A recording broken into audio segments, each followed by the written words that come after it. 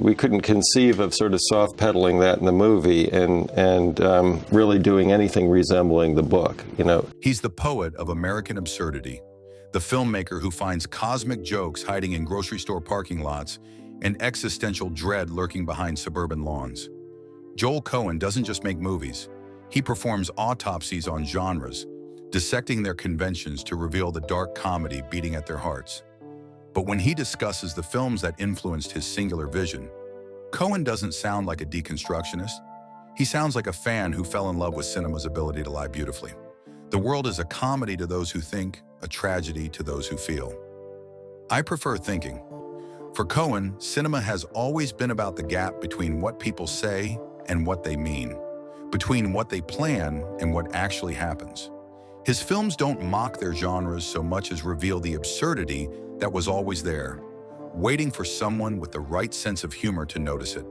The movies that taught him how irony could be sincere, how violence could be funny, how the most serious subjects demanded the least serious treatment, from noir masterpieces to Hollywood satires, from heist films to existential comedies. Coen's 6 favorite films reveal the blueprint for turning cynicism into art. Here comes Joel Coen naming his 6 favorite movies. The films that taught him the universe were probably laughing at all of us. 6. Ace in the Hole. 1951, Billy Wilder made a newspaper drama that exposed the rotten heart of American opportunism. And for Coen, watching Kirk Douglas's ruthless reporter turn a man's tragic accident into a media circus for his own benefit, it was the perfect education in how far people would go to exploit other people's misery. Here was a film that understood cynicism wasn't a pose, but a survival strategy, that the most dangerous predators were the ones who smiled while they devoured their prey. The story followed Chuck Tatum, a washed-up journalist who discovers a man trapped in a cave and deliberately prolongs the rescue to milk the story for maximum publicity. But Wilder's genius was in making Tatum's corruption feel logical rather than monstrous, showing how a system that rewarded sensationalism inevitably produced sensationalists. The film was a prophecy about media manipulation, decades before anyone called it that, revealing how tragedy could become entertainment when filtered through the right lens. Coen discovered it when he was developing his own interest in flawed protagonists. That this seemed like an addition we were bringing to the movie which was not sort of inappropriate to his sensibility. Who justified their worst impulses through elaborate rationalizations. The film's portrait of American capitalism as a machine that transformed human suffering into profit became central to his understanding of how society actually functioned beneath its polite surface. You see Ace in the Hole in every Coen character who mistakes cleverness for wisdom, who believes they can game the system without being gamed by it. Ace in the Hole taught me that the darkest comedies tell the truest stories, that the most honest way to examine human nature is to watch what people do when they think nobody's watching. 5. The Killing, 1956. Stanley Kubrick made a heist film that was really a meditation on the futility of human planning. And for Coen, watching Sterling Hayden's Johnny Clay orchestrate an elaborate racetrack robbery only to watch it unravel through the smallest possible mistake, it was the perfect template for how fate could mock even the most meticulous preparations. Here was a filmmaker who understood that the universe had a wicked sense of humor, that the gap between intention and outcome was where all the best stories lived. The story followed Clay's methodical planning of the perfect crime, with each participant assigned a specific role in a precisely timed sequence of events. But Kubrick's genius was in the structure itself, the way he fragmented time to show how multiple perspectives could reveal the inherent chaos lurking beneath apparent order. The film's famous ending, where a suitcase full of money spills across an airport tarmac because of a small dog, became cinema's definitive statement about cosmic irony. Coen discovered it during his early fascination with crime films. The movie finished. Most of the people who were there to fill out the cards or whatever left. Recognizing that Kubrick had found the perfect metaphor for human ambition meeting random chance. The film's cold, analytical approach to character and motivation influenced his own preference for observing rather than judging his protagonists. You see The Killing in every Coen brothers film, where elaborate schemes collapse through absurd coincidences, where careful planning becomes the very thing that ensures failure. The Killing taught me that perfect plans make perfect disasters, that the most interesting stories happen when competent people encounter incompetent circumstances, or vice versa. 4. Sullivans Travels, 1941. Preston Sturges made a Hollywood satire about a successful comedy director who wants to make serious social dramas. And for Coen, watching Joel Coen's John Sullivan discover that making people laugh might be more important than making them think, it was the ultimate resolution to every filmmaker's dilemma about art versus entertainment. Here was a director who understood that the medium itself was the message, that cinema's greatest power lay not in its ability to educate, but in its capacity to provide temporary escape from an often unbearable world. The story follows Sullivan as he disguises himself as a hobo to research poverty for his socially conscious masterpiece, only to end up in actual trouble that teaches him more about human nature than any amount of method research ever could. But Sturgis's genius was in the self-awareness, the way he made a profound film about the value of shallow entertainment without falling into either camp completely. The film's famous conclusion, where Sullivan realizes that making people laugh during hard times is its own form of social service, became Coen's philosophical foundation. Coen encountered it when he was grappling with his own relationship to genre filmmaking and intellectual pretension. They were all obsessed with, and it's sort of a hallmark of what the concerns were then. Learning that the smartest approach might be to embrace rather than apologize for cinema's fundamentally populist nature. You see Sullivans Travels in every Coen brothers film that finds profundity in pulp, that treats B-movie premises with A-level craftsmanship while never losing sight of what made the original genres appealing.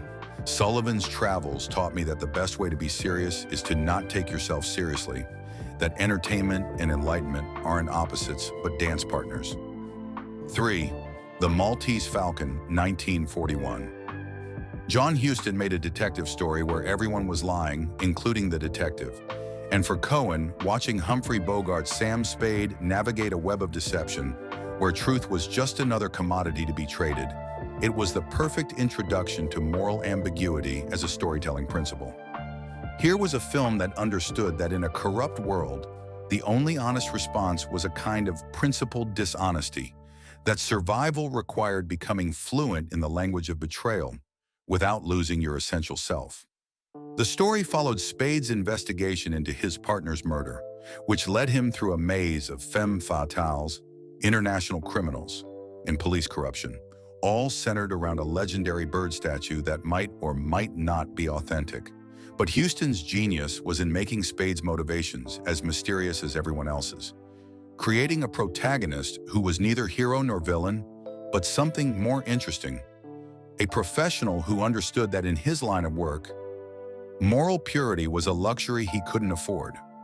Coen discovered it during his film school years. Don't actually practice the craft of making movies than those who do, because when he was learning that the most compelling characters were often the most morally complicated ones, that audiences would follow protagonists anywhere as long as they possessed some form of internal logic.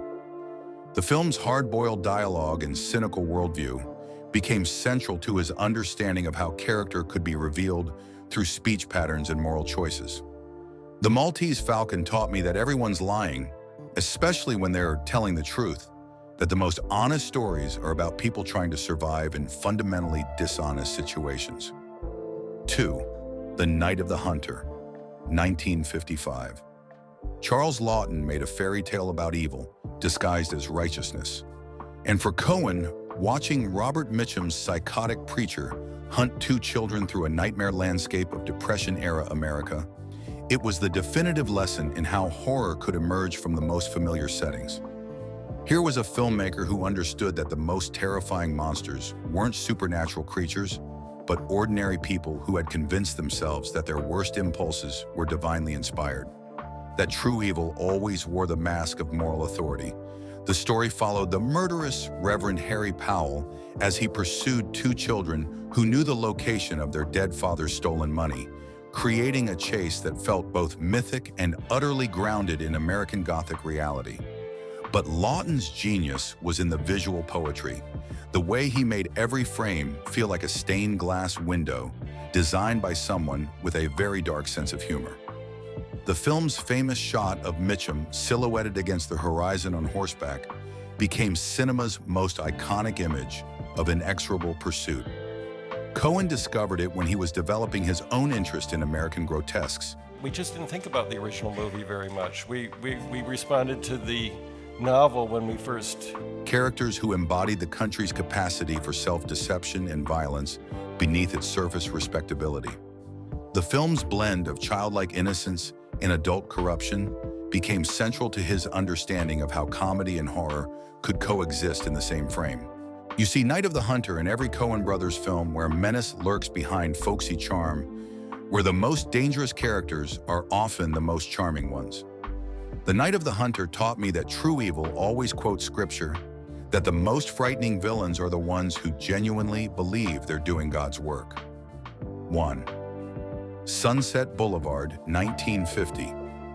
Billy Wilder made a Hollywood horror story disguised as a film noir, and for Coen, watching Gloria Swanson's delusional Norma Desmond drag William Holden's cynical screenwriter into her gothic mansion of faded dreams, it was the ultimate revelation about American mythology and its casualties. Here was a film that understood the entertainment industry wasn't just a business, but a fantasy factory that consumed its own workers, that the line between performer and performance could dissolve until nothing remained but the desperate need to keep the show going. The story unfolded as a flashback narrated by a dead man floating in a swimming pool, immediately establishing that this wasn't just a tale about Hollywood, but a ghost story about America itself. But Wilder's genius was in making Norma simultaneously pathetic and terrifying, a victim of the very system she helped create, which had become its most dangerous product. The film's famous finale, where Norma descends her staircase, believing the newsreel cameras are there to capture her comeback rather than her breakdown, became cinema's definitive statement about delusion as survival strategy. Coen discovered it when he was learning that the most effective social criticism, Maddie's character, things that are revealed in the book about her obsession with money, came wrapped in the very genres it was critiquing. That the best way to expose American dreams was to show them fulfilled. The film's gothic sensibility and mordant wit became central to his own approach to examining his country's contradictions. You see Sunset Boulevard in every Coen brothers film that treats American optimism as a form of madness. Sunset Boulevard taught me that the American dream was really a nightmare, told with perfect lighting, that the most honest stories about success are tragedies. And there it is. 6 films that didn't just entertain Coen, they encrypted his worldview into cinema's DNA. Not the expected choices, but the essential ones. The movies that proved irony was sincerity's truest form, that the best jokes were also the saddest truths. What films taught you to laugh at the darkness?